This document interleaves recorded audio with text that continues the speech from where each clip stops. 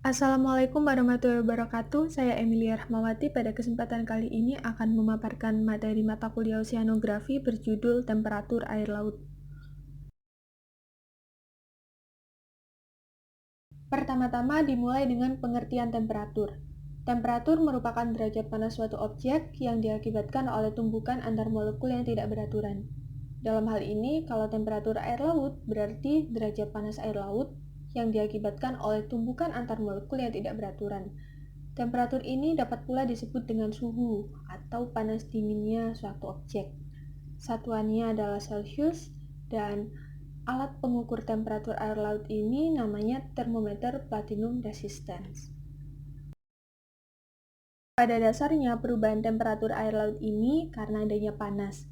Nah, sumber panas tadi berasal dari radiasi surya juga transfer panas. Yang pertama adalah radiasi surya. Radiasi surya yang diserap oleh atmosfer selanjutnya sampai ke permukaan bumi dan dikenal dengan sebutan insolation. Jadi dia sebesar 30% dipantulkan kembali ke angkasa, baik oleh atmosfer, oleh awan, juga oleh daratan. Lalu sebesar 23% terserap oleh awan, molekul atmosfer seperti H2O dan O3, serta debu. Lalu sebesar 47% terserap oleh samudra dan daratan. Nah, yang 47% inilah yang mempengaruhi temperatur air laut. Lalu yang kedua ada transfer panas. Transfer panas di sini ada konduksi sama konveksi.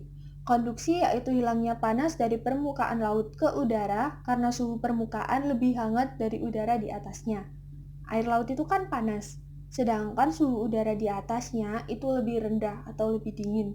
Jadi panas permukaan laut tadi ditransfer ke udara. Selanjutnya adalah konveksi. Konveksi ini berkaitan juga sama konduksi. Konveksi yaitu gerakan udara hangat di atas permukaan yang artinya panas permukaan laut bergerak bersama udara ini. Maka jika tidak ada konveksi, maka budget panas yang hilang karena konduksi menjadi tidak penting atau sangat kecil. Karena kalau tidak ada konveksi ini kan otomatis tidak ada yang membawa panas permukaan laut tadi untuk bergerak, sehingga panas yang hilang karena konduksi tadi itu jadi tidak penting, karena dia tidak bergerak. Lengkapnya tentang penyebab perubahan temperatur air laut, penyebab kenaikannya adalah radiasi dari angkasa dan matahari, konduksi panas dari atmosfer, serta kondensasi uap air. Lalu penyebab penurunannya adalah radiasi balik permukaan laut ke atmosfer, konduksi balik panas ke atmosfer, serta evaporasi atau penguapan. Temperatur air laut di berbagai belahan bumi itu berbeda-beda. Ada beberapa faktor yang mempengaruhi perbedaan ini.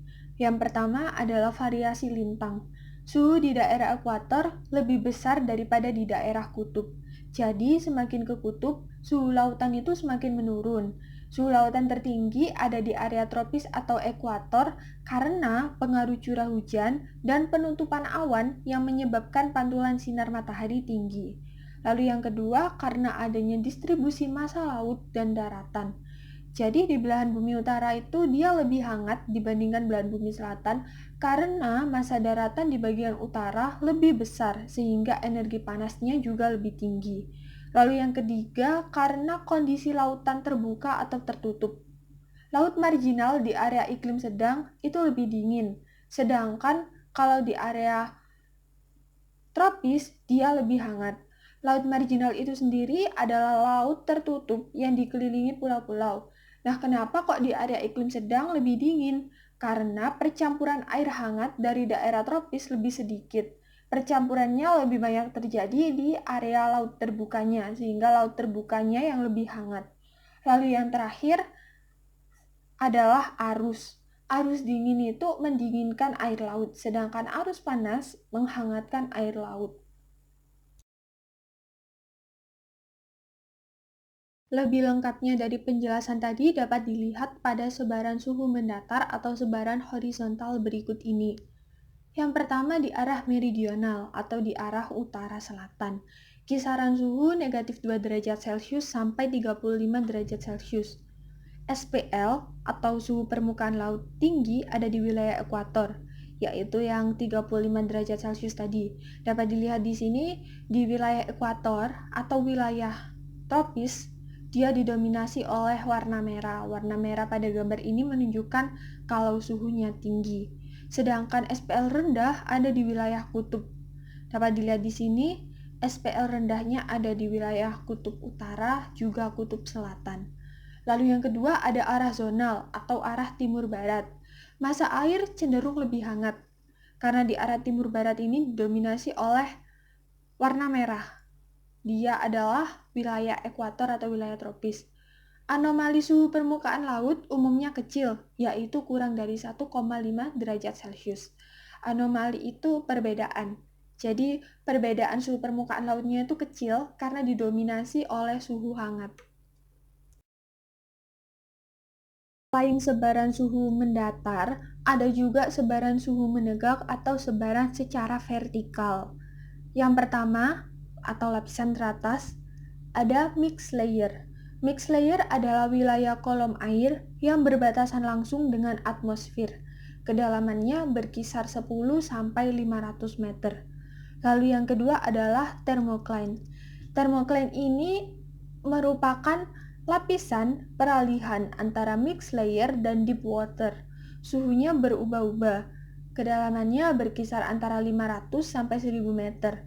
Thermocline ini tidak ditemukan di wilayah kutub karena di wilayah kutub saat musim dingin lautnya cenderung membeku sehingga panas yang diterimanya itu juga sedikit. Lalu yang terakhir adalah deep water. Deep water atau biasa disebut juga dengan lapisan homogen karena suhu di lapisan ini cenderung tetap dan tidak berubah-ubah. Nilai temperatur di lapisan deep water ini adalah yang paling dingin, kedalamannya lebih dari 1000 meter. Sekian materi yang dapat saya sampaikan, kurang lebihnya mohon maaf. Terima kasih dan wassalamualaikum warahmatullahi wabarakatuh.